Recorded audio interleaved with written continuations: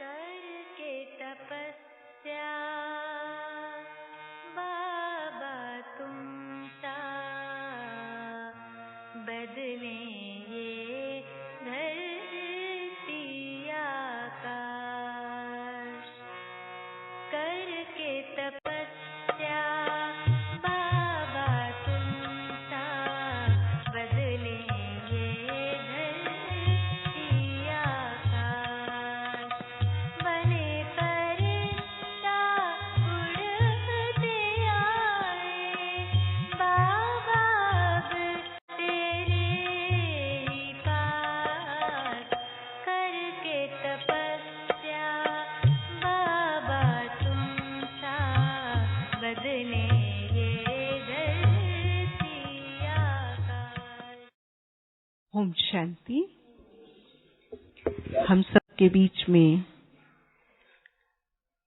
आदरणीय तपस्वी मूर्त, ज्ञाननिष्ठ, विश्व सेवाधारी आदरणीय शीलू दीदी हमारे बीच में उपस्थित हैं। हम एक हाथ की ताली से उनका स्वागत करते हैं, अभिनंदन करते हैं। आपकी उपस्थिति से ही एक दिव्यता, एक अलौकिकता वातावरण में छा जाती है। आप बाल्यकाल से ही ईश्वरीय ज्ञान का अध्ययन कर रहे हैं। आप 1969 में विश्व सेवा के लिए विश्व पिता के पास समर्पित हो गए। आपने 1976 से मधुबन मधुर भूमि, तपस्वी भूमि, कर्मयोग की भूमि में रहना शुरू किया और आपने मधुबन बेहद घर से विश्व के 5 महाद्वीपों में सभी देशों में आपने शिव पिता का संदेश और आप जैसे राजयोगी भाई बहनों की पालना दी है। इलेक्ट्रॉनिक मीडिया की जब सेवाएं शुरू हुई तो आदरणीय दीदी ही प्रथम कुशल प्रखर दिव्य बुद्धि वक्ता थीं, जिन्होंने जी न्यूज के ऊपर जीवन मूल्यों का सबसे पहले सीरियल चलाया था।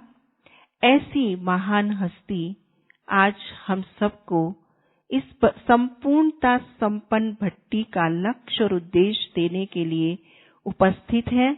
हम सभी ब्रह्मावत्स अपने आप को ऐसी महान, शक्तिशाली, बाप समान बनने वाली तपस्वी मूर्त दीदी को पाकर गौरवान्वित अनुभव कर रहे हैं।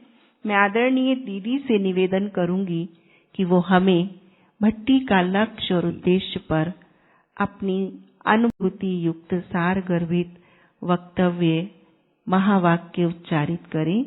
आदरणीय दीदी।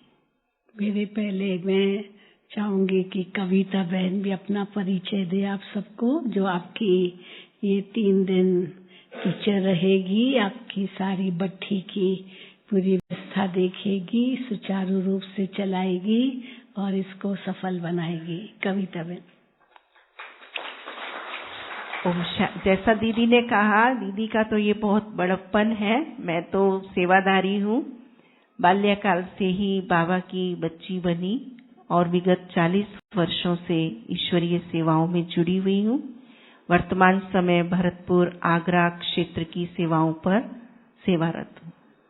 बहुत सुंदर सेवाएं कर रही है। अभी भी मैं व्हाट्सएप में देखकर आई, आपने क्या रक्षाबंधन पर बहुत सुंदर कार्यक्रम किया। अभी अभी मैं देख के आई। थोड़ा 2 शब्दों में सुनाओ क्या किया। करण करावन हार तो बाबा है, लेकिन हमारी छोटी मीटिंग होती है टीचर्स बहनों की, तो उसमें इस बार ये संकल्प लिया गया था भट्टी में ही कि हमें अपना ग्रुप बनाकर संकल्प में से पुरुषार्थ को करना है। तो उस पुरुषार्थ के अंतर्गत हमारा जो चल रहा है ये क्वार्टर मंथ, वो चल रहा है एवर रेडी का। तो मुझे नहीं मालूम था इस प्रोग्राम में मुझे आना है। अचानक मुझको 6 तारीख को प्रोग्राम नाम मिला और मैंने बिना पूछे ये कहा, एवर रेडी होने के नाते हाँ जी। उसके बाद मैंने सेंटर पर बहनों से पूछा कि रक्षाबंधन के दिन ही मुझे जाना पड़ेगा, तो आप कैसे इसे संभालेंगे। लेकिन कहते हैं करन करावन हार बाबा है। यदि हम बड़ों की बात में हाजी करते हैं, ईश्वरीय यज्ञ के कार्य में मददगार बनते हैं, तो वो वैसे ही सारे कार्य हो जाते हैं। इस बार हमने देखा, हम 40 वर्षों से भरतपुर महाराजा की सेवाएं कर रहे हैं, लेकिन वो कभी सेवा केंद्र पर नहीं पधारे।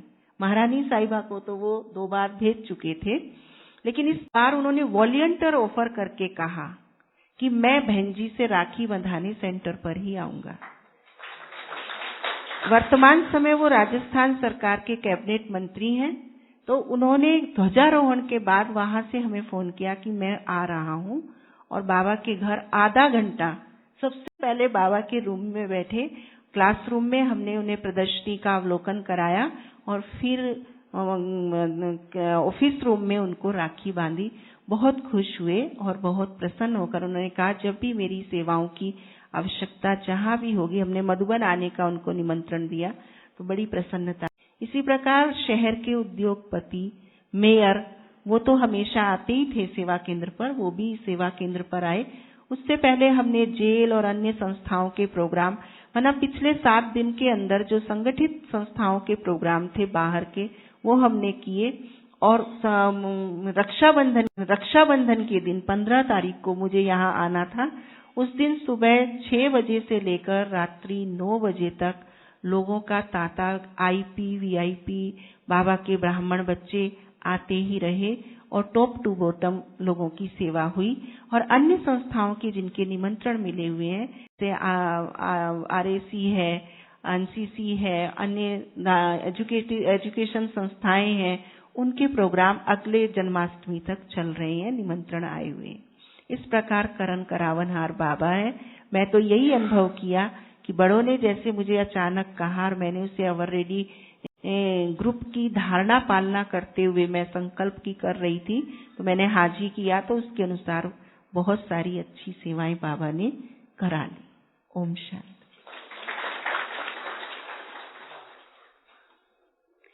ओम शांति।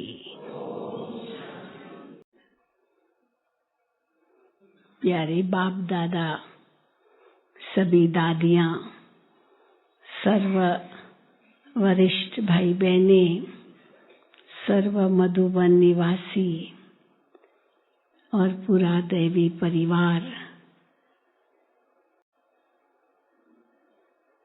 की तरफ से और मेरी तरफ से भी मधुबन तपोभूमि में, वरदान भूमि में, तपस्या भूमि में, बाप दादा की कर्म भूमि में, परिवर्तन भूमि में आप सभी भाई बहनों का बहुत बहुत बहुत स्वागत है, स्वागत है, स्वागत है। आज पहले दिन खूब तालियां बजाओ, जितनी चाहिए।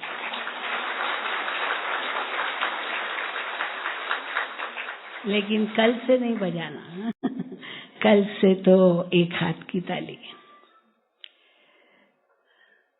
तो आप सभी इस सुंदर सुहावने मौसम में, जबकि माउंट आबू बिल्कुल सूक्ष्म वतन जैसा लगता है, चारों तरफ वर्षा होने के कारण खूब झरने बह रहे हैं, वो भी देखे होंगे ना अपने रास्ते में, देखे? हाँ, यहाँ फॉग में शायद न भी दिखाई दिए होंगे लेकिन नीचे से जैसे आते गए तो झरने तो खूब दिखाई दिए होंगे ना। तो काफी समय के बाद इस प्रकार की ऐसी रिमझिम देखी हमने, और ऐसे सुहावने मौसम में आप सभी पहुंचे हो, तो बहुत बहुत बहुत भाग्यशाली हो। हाँ, भाग्यशाली हो। अपने भाग्य के लिए भले ताली बजाओ।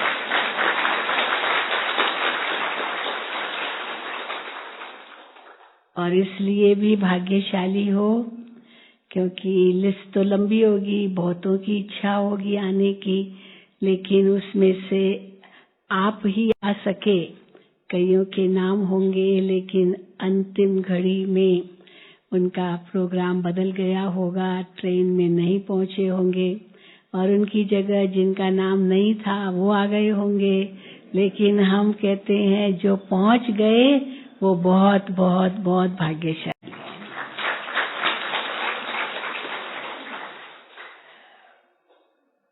आपने आते ही सबसे पहला काम तो अकोमोडेशन लिया, और अकोमोडेशन रहने का स्थान लेते समय आपको ये माला पहनाई गई। सबने माला पहनी है कि नहीं पहनी है? सबको पहननी है और पहन कर ही रखनी है, क्योंकि इससे पता चलेगा कि आप सभी भट्ठी में आए हैं। क्योंकि कई प्रकार के भाई बहने आते हैं, लेकिन भट्ठी के भाई बहनों के ऊपर तो पूरी नजर होती है, क्योंकि जो भट्ठी में आते हैं उनको एक बहुत बड़ा लक्ष्य मिलता है। वैसे तो यह माला, हम इसको विजय माला कहते हैं। ये विजय माला आपके गले में डाली गई और एक ठप्पा लगाया गया। क्या ठप्पा लगाया?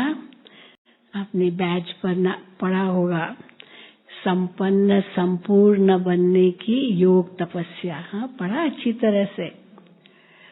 तो बहुत बड़ा लक्ष्य है, उद्देश्य है। हमें संपन्न बनना है, हमें संपूर्ण बनना है, और उसके लिए यह योग तपस्या करनी है। तो योग तपस्या हमारी तब सफल होगी जब हम अगले 3-4 दिन बिल्कुल मौन में रहेंगे। ऐसी तपस्या मौन में रहकर ही अगर करेंगे तब फलीभूत होगी। तो इसीलिए यह मौन तपस्या भी है। आवाज में आने की कोई आवश्यकता नहीं होगी। अपने कारोबार से तो आप सब निवृत्त होकर के ही आए होंगे। अपने घर में सूचना भी दे दी होंगी कि हम आराम से पहुंच गए। हाँ, सबने दे दी सूचना। ऐसे तो नहीं किसने न दी हो, नहीं तो घर वाले चिंतित होंगे पहुंचे कि नहीं पहुंचे। क्यों, तो आप सबने सूचना दे भी दी होंगी, और अगर अभी तक नहीं दी है तो आज रात तक सबको अपने घर में सूचना भी देनी है। और फिर 3 दिन मोबाइल बंद। हाँ, हो सकता है, हो सकता है कि नहीं? हाँ, बिल्कुल हो सकता है। ऐसे ना मोबाइल बजता रहे। और हमारी कई माताएं बहुत मीठी मीठी होती है, वो कहाँ रखा है मोबाइल वो ढूंढती रहेगी। हाँ, ढूंढती रहेगी पर्स में, और उनको ये भी कई बार पता नहीं चलता है मेरा ही बज रहा है। ऐसे भी होता है। फिर इसको बंद कैसे करना है वो भी नहीं पता चलता है। तो इसीलिए किसी को न पता हो तो दूसरे से पूछ करके बंद कर दो। 3 दिन कोई बातचीत नहीं करनी है किसी से भी, क्योंकि आप बिल्कुल दुनिया की निगाहों से दूर आ गए हो। जैसे 14 साल भट्ठी चली यज्ञ में, तो उस समय दुनिया की निगाहों से बिल्कुल दूर थे। दुनिया में इतना बड़ा परिवर्तन आया, नक्शा बदल गया सब दुनिया का। हिंदुस्तान पाकिस्तान हो गया, न जाने क्या क्या उन दिनों में, उन 14 सालों में घटनाएं हुई, विश्व युद्ध हुआ। लेकिन बाबा के बच्चे वहां तपस्या कर रहे थे और उनका एक बाल भी बांका नहीं हुआ, नहीं तो लाखों लोग मारे गए उस समय। तो बहुत कुछ खून की नदियां भी बही, लेकिन बाबा ने अपने बच्चों के आगे ऐसा रक्षा कवच बना लिया था जो कोई उनका बाल भी बांका नहीं कर सका। तो मधुबन तो वैसे ही भगवान की भूमि है, जहाँ परमात्मा ने स्वयं ब्रह्मा द्वारा सतयुगी दुनिया की स्थापना की जैसे नींव डाली। और ऐसी भूमि पर आप सभी 3 दिन तपस्या करने आए हैं।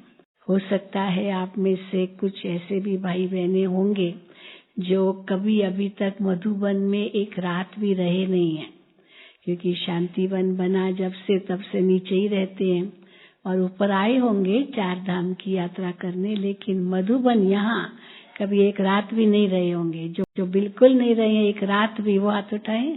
देखो ये तो सारे ही पहली बार मधुबन में रह रहे हैं। तो अपने लिए जिन्होंने हाथ उठाया उनके लिए ताली बजाओ। तो ये भी एक बहुत बड़ा सौभाग्य है, क्योंकि जब से शांतिवन बना तब से यहाँ तो इतनी जगह भी नहीं है जो इतने सबको हम समा सके, लेकिन इस साल या कुछ सालों से यहाँ भट्ठी चल रही है, भट्ठियाँ चल रही है। तो अभी पिछले मीटिंग में यही निश्चित नहीं हो पा रहा था कि भट्ठियाँ रखें या न रखें, क्योंकि पानी की बहुत कमी थी, बहुत तंगी थी, बहुत ही बहुत, हाँ बहुत कहो तो बहुत ही बहुत। और ये संकल्प था कि क्या करें, रखें या न रखें। फिर भी चलो मुन्नी बहन कहे कि इतनी डिमांड थी, तो हमने कहा चलो हम डेट्स दे देते हैं, अगर बारिश हुई तो रखेंगे, नहीं हुई तो मना भी कर सकते, इसमें क्या। तो कोई बात तो नहीं है, टिकट अपनी कैंसिल कर देंगे, कोई बात नहीं है। इसलिए रख तो दी, लेकिन बाबा ड्रामा सब मेहरबान हो गए और खूब पानी बरसा। अभी और कल परसों तक तो कह रहे थे नकी लेक जब पूरा भर जाए, ओवरफ्लो होना शुरू हो जाए, तब गरम गरम हलवा, गरम गरम पकोड़ा सबको खिलाएंगे। पिछले साल तो नहीं शायद भरा था इतना, डैम्स भी इतने नहीं थे, क्योंकि पिछले साल इतनी बारिश नहीं भी होती, याद नहीं, लेकिन फिर भी कम थी। तो इस बार तो सब कुएं खाली हो गए, सब बोरिंग खाली हो गई, सब कुछ खाली हो गया था। और हमारे डैम्स है वो भी खाली हो गए थे। नक्की लेक से पानी भरते थे माउंट आबू में देने के लिए, और यहाँ तक नौबत आ गई कि होटलों को भी कहा कि अभी होटलों को भी पानी नहीं, होटल बहुत है यहाँ माउंट आबू में, इतने टूरिस्ट आते हैं, तो यहाँ तक नौबत आ गई कि ये टूरिस्ट को भी रोक देंगे, क्योंकि पानी नहीं है, आबू में पानी नहीं है। तो जुलाई का महीना नहीं तो बहुत बारिश होती है, पर एकदम सूखा गया। परंतु अगस्त में तो बाबा ने खूब रिमझिम करवाई, तो बारिश हुई। तो ऐसे समय पर आप आए हो। वैसे तो पहले तो बहुत बारिश पड़ती थी, और अगस्त महीने के लिए कहते थे अगस्त इज डिसगस्ट इंग्लिश शब्द है ये। इतना परेशान हो जाते थे, बात मत पूछो। इतनी फॉगी जो 1 फीट की दूरी पर कौन खड़ा है ये पता नहीं चलता था। और बाबा कई बार मुरली में वर्णन करते हैं कि फॉगी के समय पहाड़ों पर चले गए थे और वहाँ रास्ता ही भूल गए थे, है ना, बाबा मुरली में सुनाते हैं। तो फिर कैसे पहुंचे, क्योंकि सुबह सुबह बेगरी पाठ का समय था, नाश्ता तो बनाते नहीं थे, तो बाबा पहाड़ों पर ले जाते थे। उस समय करौंदे होते थे, आम होते थे, चेरी होती थी, बहुत कुछ पेड़ों में लगे रहते थे फल, पर वही खाते थे, सवेरे का नाश्ता वही होता था। तो जब वापस आने का समय हुआ तो इतनी फौगी आ गई, सुबह तो नहीं होगी, और रास्ता ही भूल गए। तो कहाँ जाएं, कैसे जाएं। तो फिर एक संदेशी बहन को, साकार बाबा थे वो भी चले थे, तो साकार बाबा ने उस संदेशी को कहा कि जाओ बाबा के पास, वतन में जाओ, और बाबा को कहो बाबा हम रास्ता भूल गए कैसे जाएं वापस। तो गई वो संदेशी, बाबा ने कहा तो गई, और बाबा ने उनको कहा बच्ची घबराओ मत, बस ये थोड़ा दाएं तरफ जाओ या बाएं तरफ, जो कुछ कहा इससे जाओ, वहां आपको एक व्यक्ति मिल जाएगा और वो आपको रास्ता दिखाएगा। ये बाबा ने उसको संदेश में कहा, और उसी अनुसार उन्होंने किया। सचमुच एक व्यक्ति आ गया, नहीं तो कौन आएगा उस समय, लेकिन वो आ गया। वो ये यहाँ के भील लोग होते ना, तो वो आ गया, क्योंकि यहाँ तो कोई इतनी बस्ती भी नहीं होती थी। तो वो आ गया और उसने कहा मैं आपको दिखाता हूँ। तो इसे बाबा से पूछना पड़ा वतन में कैसे हम यहाँ से जाएं बाहर। तो बाबा भी कहते ये माया की फौगी है, इसमें रास्ता भटक गए हैं। तो यहाँ आप आए हो, और बहुत बड़ा उद्देश्य है क्योंकि संगम युग अति प्यारा तो लगता है। बाबा साथ है, दैवी परिवार साथ है, ज्ञान योग हम करते रहते हैं, योगी जीवन बना लिया है, लेकिन हमारा उद्देश्य बहुत ऊंचा है। ये याद की यात्रा बाबा कहते हैं। तो इस यात्रा का उद्देश्य क्या है? संपन्न संपूर्ण बन घर लौटना है। ऐसे न हो कि संपन्न संपूर्ण न बने और घर जाने का समय आ जाए तो बाबा कहते हैं मानी और मोचरा, मुरली में आता है ना, तो मोचरा खाना होता है। मोचरा होता है ना, चप्पल जूता लगाते हैं और थोड़ी सी रोटी दे दी, लो खाओ। जैसे कुत्ते को पाँव लगाया और का खाओ। वो तो कुत्ता तो खा लेगा, उसको क्या। लेकिन मनुष्य कितनी बड़ी इंसल्ट हो जाएगी कि किसी को मारो और फिर खाना खिलाओ, और वो भी क्या। तो बाबा कहते हैं कि ऐसी इंसल्ट न हो कि धर्मराजपुरी में जब जाएं तो हम सजा खा करके फिर घर जाएं। और क्योंकि पावन बने बिना तो घर जा नहीं सकते, संपूर्ण तो बनना ही है। तो दो तरीके हैं, एक है योग बल, दूसरा है सजा बल। तो अगर योग बल से नहीं तो सजा बल ही होगा। तो सजा बल से अगर होगा तो फिर पद तो कम हो ही जाएगा। इसीलिए बाबा कहते हैं धर्मराजपुरी में, यहाँ धर्मराज भी हमें सल्यूट करे। सल्यूट करते ना बड़े लोगों को, तो वो सल्यूट करे कि ये कितनी महान आत्माएं हैं, और स्वागत करे, आईजान करे, और कहे कि चलो अभी आपको स्वर्ग द्वार में जाना है। वैसे शास्त्रों में तो इसकी बहुत बड़ी कहानियां हैं, बहुत सारी कहानियां है तो हम सबके लिए, सबकी ही। तो बाबा हमसे ये चाहते हैं कि संपन्न बनना है, संपूर्ण बनना है। कई हमसे पूछते हैं दोनों में अंतर क्या है, संपन्न किसको कहेंगे, संपूर्ण किसको कहेंगे। तो बहुत सहज है समझना। जैसे देवताओं की महिमा में क्या गाते हैं, सर्व गुण संपन्न। तो किस में संपन्न बनना है, गुणों में। फिर 16 कला संपूर्ण।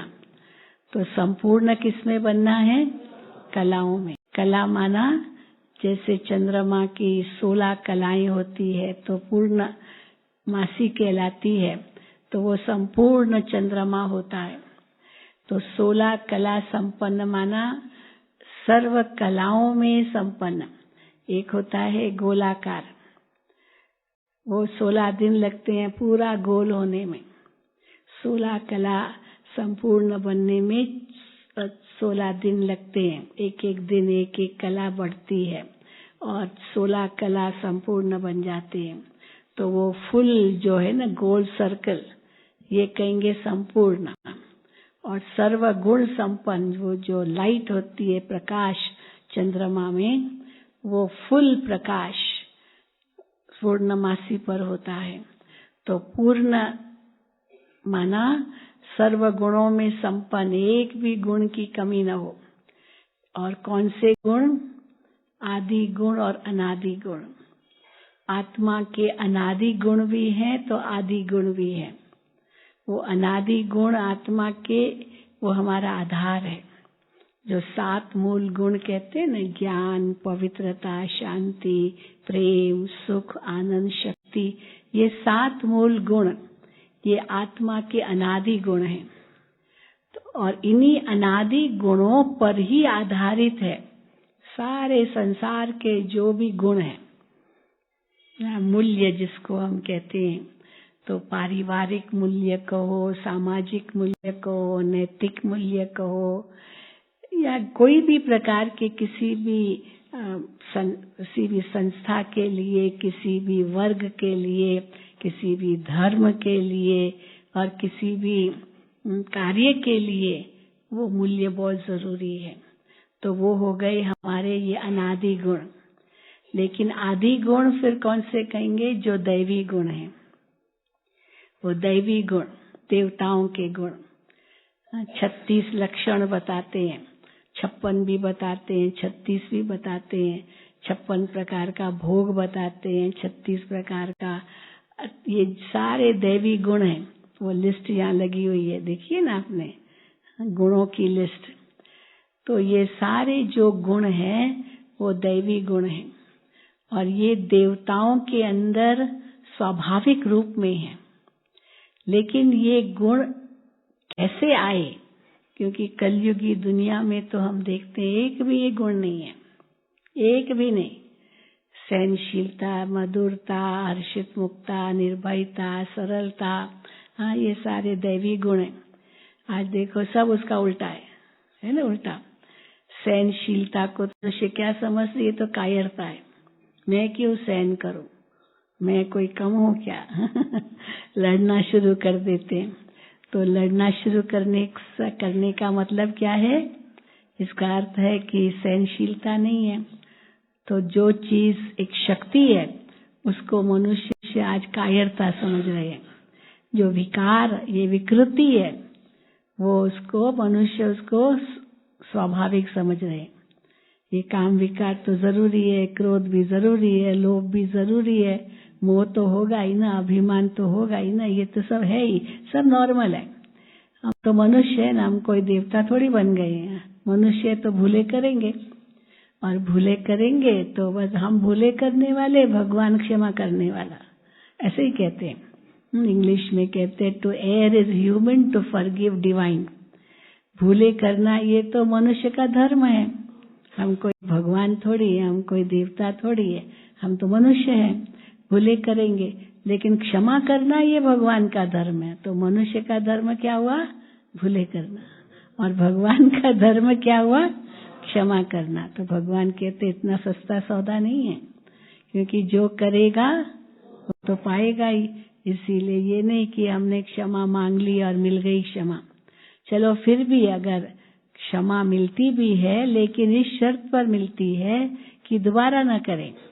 ऐसे होता है ना, बच्चा अगर कोई भूल करता है तो सॉरी कहता है, मम्मी कहेगी सॉरी बोलो, चलो सॉरी कहता है, पर फिर कर दी, अब कब तक मम्मा सहन करेगी? वो कहेगी सॉरी सॉरी कहते हो तो चेंज भी लाओ ना, अपने अंदर परिवर्तन भी लाओ। तो हम लोग भी क्या करते थे, भूले की, फिर भगवान से माफी मांगी, फिर जाकर के फिर भूले की, फिर माफी मांगी। यही समझा ना, यही तो भक्ति होती है। फिर यही कह दिया विषय विकार मिटाओ पाप हरो देवा। तो हमने अपने आप को विषय विकार करो का काम दिया और भगवान को हरो का काम दिया। हम विषय विकार करे और भगवान को कहा तुम हरो, हम करे और वो हरे। हाँ, जैसे बच्चा होता है ना, गंदगी करता और मम्मी को कहता मम्मी तुम साफ करो, तो मम्मी कहती है मैं तुम्हारी नौकर हूँ क्या? तुम साफ करो, तुमने गंदगी की है, तुमको ही साफ करना है। माँ सिखाएगी ना बच्चे को। तो हम विषय विकारों में पढ़ते रहे और भगवान को कहते रहे कि आप हरो, तो हम करे और वो हरे। लेकिन ये हम अभी तो समझते नहीं, ये सब अज्ञान था। तो भगवान ने आकर के हमें क्या ज्ञान दिया कि बच्चे तुम कितने ऊंचे थे, घर में भी थे, परम धाम में तो भी कितने ऊंचे थे, और सतयुग में भी आए तो कितने ऊंचे थे। फिर बाबा 5 स्वरूपों की स्मृति दिलाते हैं। द्वापुर में भी तुम्हारा पूज्य स्वरूप है, कितनी तुम्हारी भक्ति होती है। फिर संगम पर तुम ब्राह्मण बनते हो, तो ब्राह्मणों का भी कोई भी शुभ कार्य में ब्राह्मण जब तक न हो तब तक वो कार्य संपन्न होता ही नहीं है। फिर तुम्हें फरिश्ता बनना है, फरिश्तों का भी गायन है। तो एक तरफ है फरिश्ते और दूसरी तरफ है देवियां, ये हमारा ही गायन है। पश्चिमी दुनिया में फरिश्तों की बहुत महिमा होती है। क्रिश्चियनिटी में, इस्लाम और क्रिश्चियनिटी में फरिश्ते दिखाते, एंजल्स दिखाते हैं, और भारतीय संस्कृति और पूर्वी संस्कृति में देवियां दिखाते हैं। तो वो देवियां कहो या फरिश्ते कहो, बाबा कहते वो तुम्हारी अंतिम संपूर्ण स्थिति होगी, जब तुम्हारा संपूर्णता का साक्षात्कार लोगों को होगा, आपका फरिश्ता रूप का साक्षात्कार होगा। तो पूर्वी दुनिया में देवियों का साक्षात्कार होगा। सब बुद्धिज्म के अंदर या जो भी देखिए वहां देवियां बहुत दिखाए। तो तो उनका अलग ही स्वरूप होता है। बुद्धिज्म के अंदर है, वहां भी मूर्ति पूजा बहुत है, जैसे भारत के अंदर है। तो इसी प्रकार उनको वो साक्षात्कार होंगे और उसी का ही यादगार है। और बाबा कहते ये तुम बच्चों का ही यादगार है। तो तुम ही फरिश्ता बनते हो, ब्राह्मण सो फरिश्ता।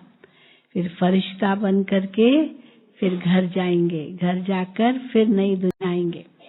लेकिन बाबा कहते कोई मुश्किल नहीं है संपन्न संपूर्ण बनना। बस क्या करना है, ब्रह्मा बाबा को फॉलो करना है। बस फॉलो फादर बाबा कहते हैं। शिव बाबा को याद करना है और ब्रह्मा बाबा को फॉलो करना है। ब्रह्मा बाबा ने क्या किया, तो संपूर्ण बनने के लिए, संपन्न बनने के लिए बस एक ही तरकीब बाबा बताते हैं। क्या है, जो भी कर्म करो उस समय शिव बाबा को और ब्रह्मा बाबा को सामने लाओ।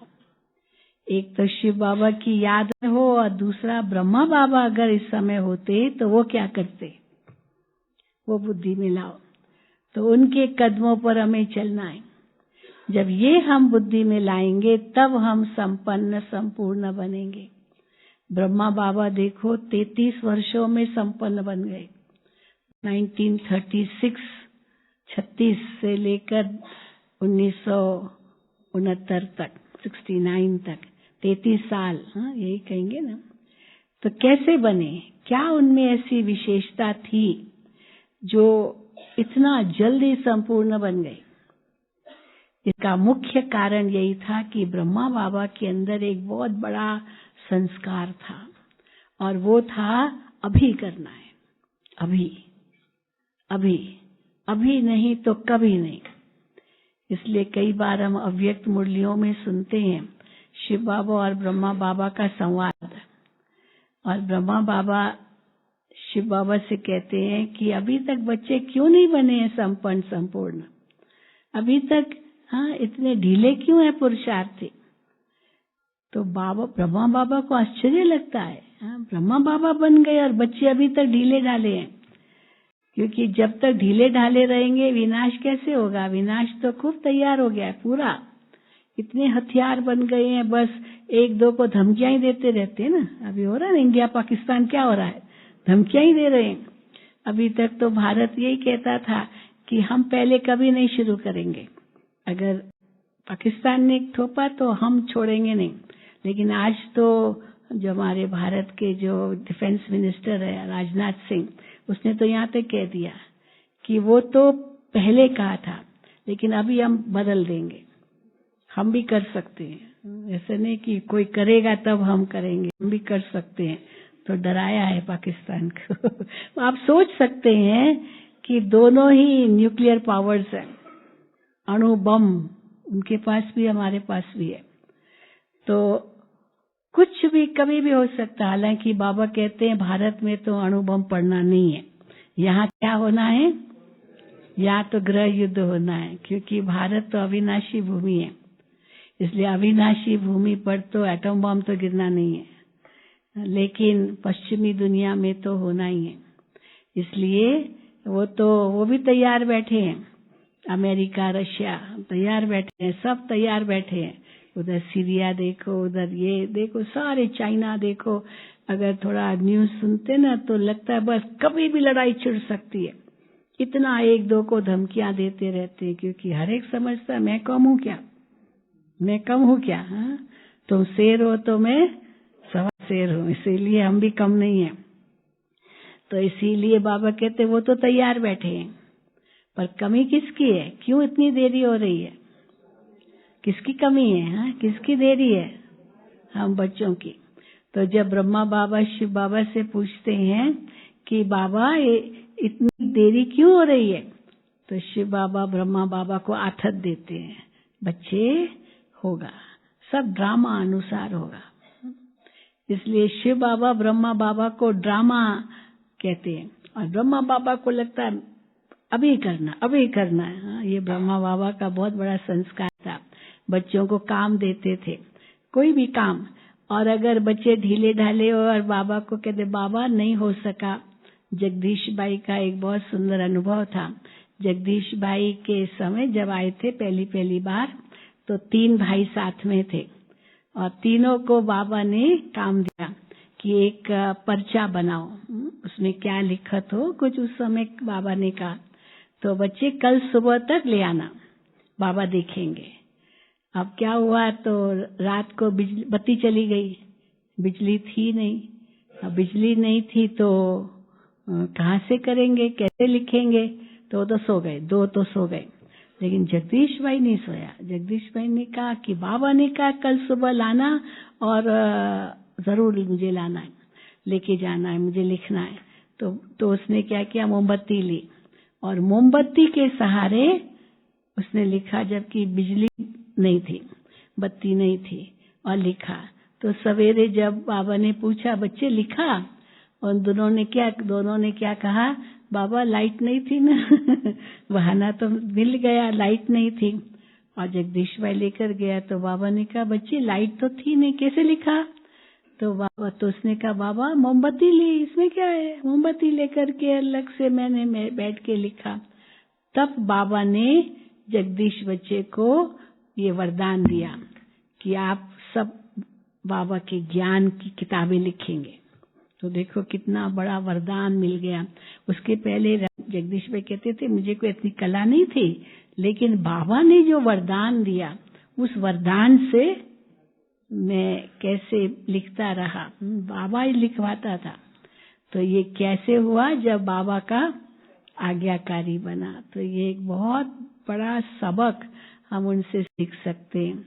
तो बाबा भी देखो हमको रोज रोज मुरली में कहते हैं, बच्चे अपने को आत्मा समझ मुझे याद करो, आत्मा समझ मुझे याद करो। कई बच्चे यही कहते, बाबा तो रोज रोज यही कहते हैं, आत्मा समझ मुझे याद करो।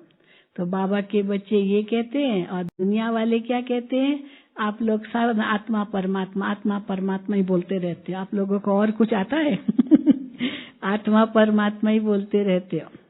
और भगवान ही हमें यही कहते, आत्मा समझ मुझे याद करो। और बाबा कहते मैं तब तक कहता रहूंगा, कब तक कहता, जब तक तू बने नहीं हो, क्योंकि यही पहला पाठ है और यही अंतिम पाठ है। पहला पाठ भी यही है, क्योंकि यही तरीका है। हमको 1-2 घंटे के तो योगी नहीं है ना, 1-2 घंटे के योगी हो भाई, हम 1-2 घंटा बैठे हठ योग कर रहे हैं और हम तो योगी है। लेकिन हम तो सदा के योगी है, निरंतर योगी है। तो 24 घंटा ही हमारी योग अवस्था होनी चाहिए, चलते फिरते, खाते पीते, उठते बैठते, हर कर्म करते, क्योंकि कर्म योगी भी है, केवल योगी तो नहीं ना, कर्म योगी भी है, ज्ञान योगी भी है, सहज योगी भी है। तो योगी केवल 1 घंटा बैठ करके योग तपस्या करे, यही तो योग नहीं है ना। इसलिए बाबा कहते हैं कि तुमको तो हर वक्त ये अनुभव करना, मैं आत्मा इस शरीर से काम कर रही हूँ, मैं करावनहार हूँ, ये इंद्रियां करनहार है। कभी बाबा कहते हैं मैं करनहार हूँ, बाबा करावनहार है। ये प्रैक्टिस हो, तो ये प्रैक्टिस ही आत्मा स्थिति का अनुभव कराती है और बाबा की याद दिलाती है। लेकिन ये निरंतर रहे, नहीं तो बाबा को क्यों कहना पड़ता है कि जब बाबा के सामने आते हैं तो बहुत नशा चढ़ता है, और जब बाहर जाते हैं तो सब सोडा वाटर हो जाता है। घर गए, पत्नी का मुंह देखा, बाबा ने एक मुरली में कहा था, तो क्या होता है। मैं आपको बताऊं, एक किस्सा सुनाती हूँ। एक भाई आया था योग शिविर में, तो योग शिविर में आया था तो उसको बहुत गुस्सा आता था, बहुत गुस्से वाला था। कहता है बहन जी मुझे ऐसी युक्ति बताओ मेरा गुस्सा चला जाए, बहुत गुस्सा आता है मुझे। तो अभी उस समय जा रहा था और कहता है मुझे कुछ बताओ। तो मैंने उसको एक ही टिप दिया, मैंने कहा जब भी आपका अंदर में गुस्सा आए ना, तो उस समय आपका ओम शांति, बस इतना ही कह सकी, और तो क्या समझाऊंगी। उस समय को आप ओम शांति कहेंगे ना, तो गुस्सा आपका चला जाएगा। अब जब घर गया तो सबसे पहले तो पत्नी ने कुछ बोलना शुरू कर दिया, तो पत्नी को कहता है ओम शांति। फिर माँ ने कुछ कहना शुरू किया, ओम शांति। अब देखो धीरे धीरे वो ओम शांति की जो शक्ति थी ना, इंटेंसिटी बोलने की, वो बढ़ती गई बढ़ती गई बढ़ती गई। फिर किसी ने कहा तो ओम शांति हाँ, तो ओम शांति इतना गुस्से से कहा तो ओम शांति भी गुस्से से। देखो अब बताओ, ओम शांति गुस्से से कहना होता है क्या? लेकिन आदत है तो कहता है ओम शांति, लेकिन गुस्से से। तो देखो ये तो तरीका नहीं है ना। तो ओम शांति माना सचमुच उस स्वधर्म में टिकना। तो जब बाबा कहते हैं ओम शांति, तो केवल ये कहने तक तो नहीं है ना, दुनिया में तो यही कहते हैं, मिलेंगे राम राम राम राम, जय श्री कृष्ण, राधे श्याम, या जो भी आपस में मिलते हैं तो भगवान का कोई नाम लेते हैं। और यहाँ ब्रह्मा कुमारियाँ ओम शांति कहती है, तो लोग तो हम लोगों को कहते हैं ओम शांति वाले हैं। वो बैज भी देखते ना, ओम शांति, ये ओम शांति वाले हैं। ये ब्रह्मा कुमारियाँ ये नहीं कहते ओम शांति वाले। तो ओम शांति वाले कितने शांति में होने चाहिए, दूसरों को भी शांति का पाठ पढ़ाने वाले हैं, तो हमें कितना शांति में रहना है। लेकिन बाबा कहते हैं, बाबा की जब मुरली सुनते हैं, सेंटर पर जाते हैं या मधुबन में आते हैं, तो खूब उमंग रहता है, बहुत नशा चढ़ता है। और जैसे बाहर गए, हाँ, सोडा वाटर। अब यहाँ तो सोडा वाटर नहीं होगा ना यहाँ तो पूरा ही भट्ठी में पकना है, 3 दिन लगातार भट्ठी में पकना है। भट्ठे में, भट्ठा होता है ना, इतनी आग उसमें होती है। तो इतनी आग में कोई भी चीज पड़ी, वो चीज का नाम, रूप, रंग, गुण सब बदल जाता है, नाम भी बदल जाता है। कोयला डाला तो कोयले के रूप में थोड़ी निकलता है, क्या निकलता है, क्या कौन सा शब्द कहते हैं, राख। तो कोयला राख बन गया, तो नाम भी बदल गया, रूप भी बदल गया, इतना काला काला, थोड़ा वो ग्रे हो जाता है, ऐश हो जाता है। रंग भी बदल गया, रूप भी बदल गया, गुण बदल गया, सब कुछ बदल जाता है। जैसे आग में कोई चीज पड़ी, टमाटर, बैंगन, वो आलू डालते हैं, वो कितना कठोर होता है, लेकिन जैसे आग में डाला वो बर्था बन जाता है। यहाँ देखो, नाम ही बदल गया, बर्था हो गया। तो उसको आलू, टमाटर, बैंगन थोड़ी कहेंगे, बर्था कहेंगे। ऐसे किया तो नरम हो गया। तो कैसा भी कठोर संस्कार, कैसा भी कठोर संस्कार हो, वो बदल जाए। तो कठोर संस्कार भी बदलना है। और कैसा बनना है, फ्लेक्सिबल, मुड़ सको, मुड़ सको। इसीलिए कहा जाता है ना कि जो मुड़ता है वही जिंदा है, और जो अकड़ता है वो किसकी पहचान है, वो मुर्दे की पहचान है। तो जो अकड़ा रहता है वो कठोर होता है, कठोर इतना हो जाता है जो वो मुड़ नहीं सकता है। तो फ्लेक्सिबल, ये भी बाबा हमें सिखाते हैं। बालक कब बनो, मालिक कब बनो। जब अपना पुरुषार्थ है तो खूब मालिक बन के पुरुषार्थ करो, पर जब सबके साथ होते हो तो बालक बन जाओ। ऐसे नहीं मैं जो कहूँ वही होना चाहिए, ऐसे नहीं। तो इसीलिए उस समय बालक बन जाओ, जो सबकी राय। तो इसलिए कोई कठोर चीज वो नरम हो जाती है, फ्लेक्सिबल हो जाती, टूटती नहीं है। कठोर चीज तो टूट जाएगी, लेकिन नरम हो जाती है। इसीलिए देखते ना जंगल में या पेड़ होते हैं, तूफान आया तो जो ऊंचे ऊंचे पेड़ होते हैं, बहुत सख्त होते हैं, वो तो टूट जाते हैं, और जो नरम नरम होते हैं वो बच जाते हैं ना, वो झुक जाते हैं। तो तूफान भले आया लेकिन वो जड़ से उखड़ते नहीं है, और बड़े बड़े पेड़ जड़ से उखड़ जाते हैं, क्योंकि वो बहुत ऊंचे तो थे लेकिन वो इतना तूफान झेल न सके, क्योंकि झुक नहीं सके। तो बाबा हमें कहते हैं झुकना भी है, और वैसे भी एक्सरसाइज करते तो कितना झुकते हैं। तो एक्सरसाइज करते हैं, झुकते हैं तो ताकत बढ़ती है ना। तो हमारी एक दीदी दादी थी, क्वीन मदर उनको कहते थे, क्वीन मदर। तो बड़ी दीदी मनमोहिनी की लौकिक में माँ थी, बहुत स्वीट थी, बहुत ही स्वीट, रॉयल, इतनी रॉयल थी। तो जब भी कोई हम लोग जैसे जाते थे दादी के पास, तो हमेशा कहती थी कि झुक झुक मरो मरो सिखो सिखो, सिंधी बोलती थी, झुक झुक झुक मर मर, सिख सिख, सीखो। पहले झुको, फिर मरना पड़े तो मरो, फिर सीखो। बाबा की एक मुरली आई थी जिसमें बाबा ने कहा था कहाँ तक झुके, कहाँ तक मरे। कई कहते तो हमको ही मरना है क्या? हाँ, लेकिन बाबा कहते करना पड़ेगा। ब्रह्मा बाबा ने कम किया क्या? ब्रह्मा बाबा के सामने कितनी बातें आई, लेकिन ब्रह्मा बाबा ने कैसे उनका सामना किया, झुक करके भी किया। अपकारी पर भी उपकार किया। कितनी बातें बाबा बताते हर मुरली में।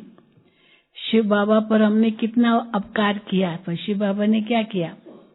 कितनी गालियां दी उस दिन भी बाबा की मुरली में दी, कच्ची कच्ची गालियां भी है। ऐसे बाबा ने कहा पत्थर ढिक्कर में, कण में, सब में। और भगवान ने आकर के देखो ऐसे अपकारियों पर भी उपकार किया। हालांकि हम समझते थोड़ी थे कि हम कोई ग्लानि कर रहे हैं, लेकिन भगवान की एक ग्लानि थी ना, कितना ऊंचे से ऊंचा भगवान और उनको कहाँ बिठा दिया। तो इसीलिए अपकारियों पर भी उपकार। तो कैसी भी आत्मा हो, कई बार हम कहते क्षमा करो और भूल जाओ। हम अगर किसी को क्षमा नहीं कर सकते हैं, भूल नहीं सकते, माना खुद को ही क्षमा नहीं कर रहे। तो इसीलिए हम कैसे हल्के रहें। ब्रह्मा बाबा कैसे हल्के थे, तो जो भी कर्मों पे देखो, ब्रह्मा बाबा अगर यहाँ होते तो क्या करते? हमें भी वही करना है, क्योंकि आगे कोई विकर्म नहीं बनाना है। कल भी मुरली में था, कल की मुरली थी या परसों की मुरली थी। हाँ, कोई आगे हिसाब किताब नहीं जोड़ना है। अभी और बच्चे नहीं पैदा करने हैं क्या? हाँ, करने। उस दिन परसों की मुरली में था, नए हिसाब किताब नहीं बनाने हैं। जो है उसको ही निभाना है। फंसना भी कहीं नहीं है, छोड़ना भी कुछ नहीं है। एक होता है ना छोड़ दिए, छोड़ना भी नहीं है, फंसना भी नहीं है, नया जोड़ना भी नहीं है। तो क्या करना है? चौथा क्या है? निभाना है।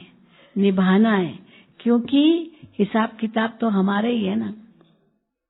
छोड़ के भी कहाँ जाएंगे? अगर हिसाब किताब है तो फिर अब वो हिसाब किताब खींचेगा। बाबा मिसाल देते, उस दिन मिसाल दिया, कोई सन्यासी है, वो सन्यासी छोड़ के चले जाते हैं, बहुत वैराग आ गया, लेकिन फिर घर बार बहुत याद आया, घर बार याद आया तो वापस चले गए। ऐसे भी बहुत है।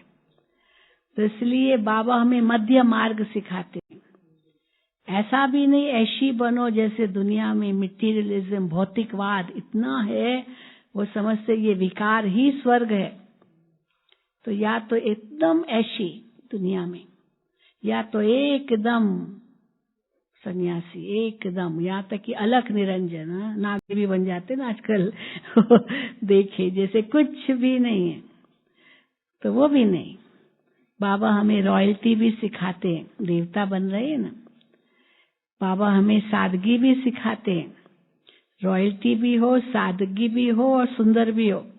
दादी जी हमेशा कहती थी सिंपल एंड ब्यूटीफुल, ये दो शब्द दादी जी कहते थे। कुछ भी बनाओ, सिंपल भी हो और सुंदर भी हो। ऐसा भी नहीं जो बहुत ही खर्चा हो उसमें, और ऐसा भी नहीं हो जो लगे कि पता नहीं जैसे इनके पास कुछ है ही नहीं। हाँ, वो भी नहीं हो। रॉयल्टी भी हो, सिंप्लिसिटी भी हो, सादगी भी हो और साथ साथ सुंदर भी हो। तो मन भी इतना ही सुंदर हो, सादगी भी हो और लेकिन ऊंची स्थिति हो, सिंपल लिविंग, हाई थिंकिंग। यही संगम युगी ब्राह्मणों की विशेषता हो। रहना साधारण, क्योंकि खर्च कम, खर्च बाला नशीन, धन व्यर्थ भी नहीं गंवाना है। ये धन भी बाबा का है।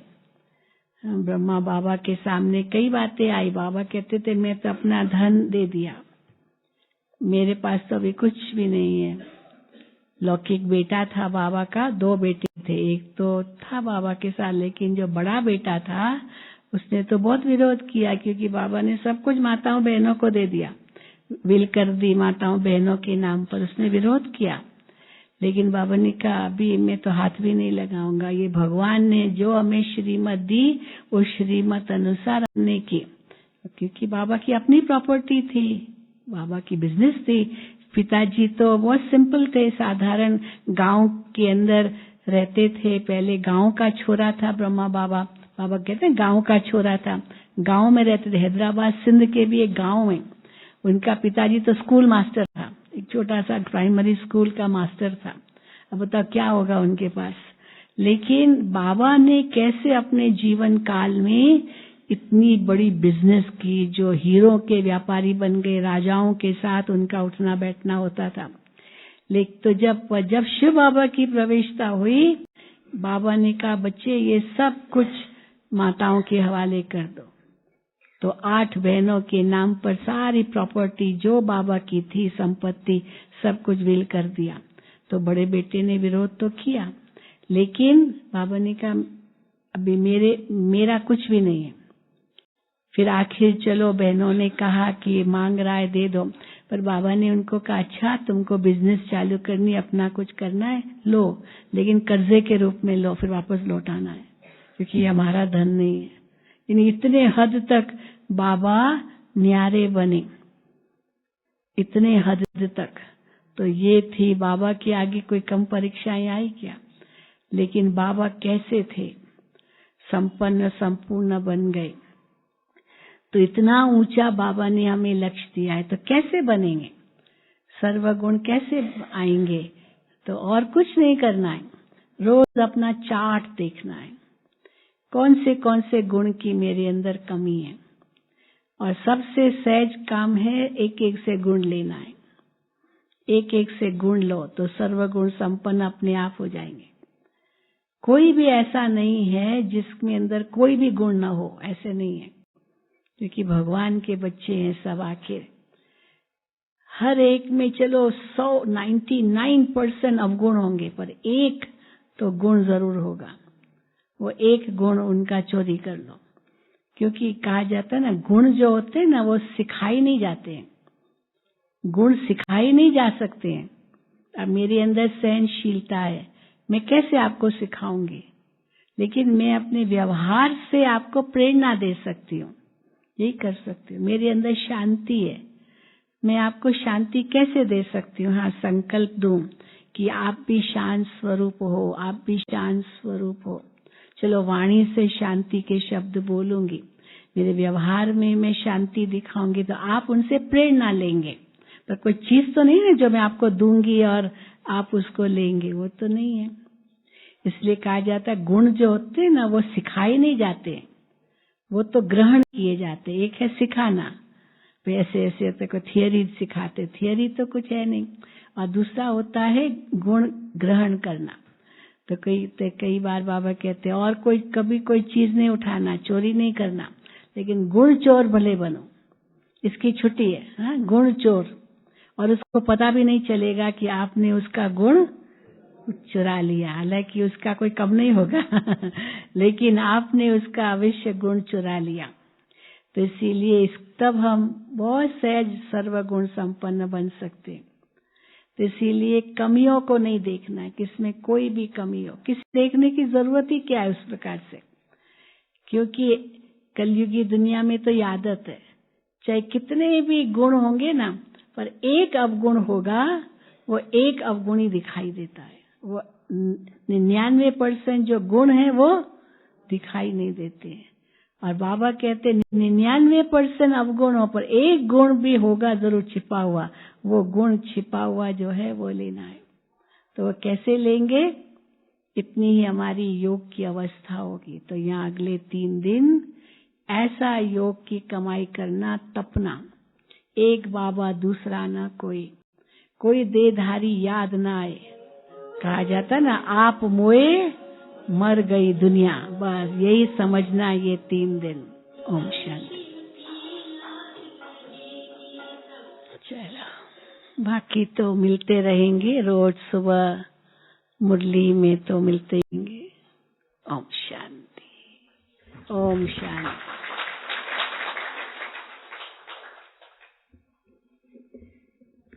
ओम शांति।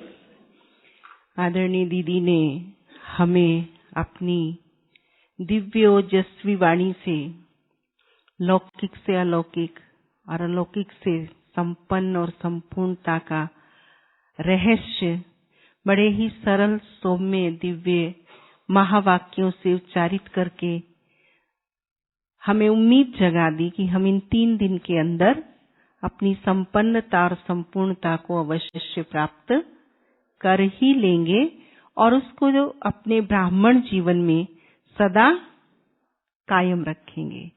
हम आदरणीय दीदी का जोरदार करतल ध्वनि से अभिनंदन करते हैं, स्वागत करते हैं और एक हाथ उठाकर आश्वस्त करते हैं कि दीदी हम ब्रह्मा बाबा को अपने सन्मुख रखते हुए हर परिस्थिति को स्वस्थिति से विजयी बनाएंगे। ऐसा ही ना दीदी? थैंक यू दीदी।